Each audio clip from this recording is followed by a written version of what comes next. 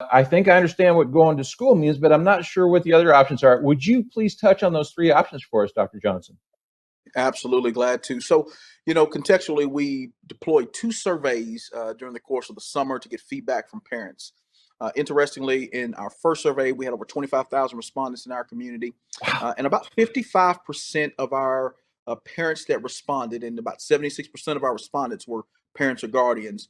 About 55% of those parents said they either did not want to return their child to return to school or were uncertain about returning to school. The second survey was almost identical in those percentages, and so based on that, we knew that we needed to respond with a choice for our parents. And so what we have are two options from a virtual space platform. And so, firstly, we have HCS at home, and that's a new program that we're deploying because there are so many parents that say, "Hey, I want my child to remain connected to school X, and I know that once this pandemic is over, I want them back in school X, but right now I'm really unsure."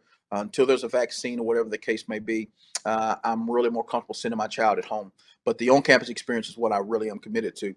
So for that particular family and situation, HCS at home is the most appropriate selection. We also know that in the spring, there were many families that, because of what we had to deal with, jumped into the virtual space. And so many parents and families realized and recognized that, hey, this is the best modality for learning for our family, for my child.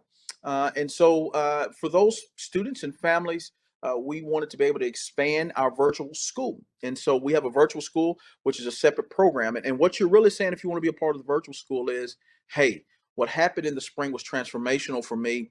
I don't intend necessarily for my child to maybe ever go back to what has been their traditional homeschool environment or at school on campus environment.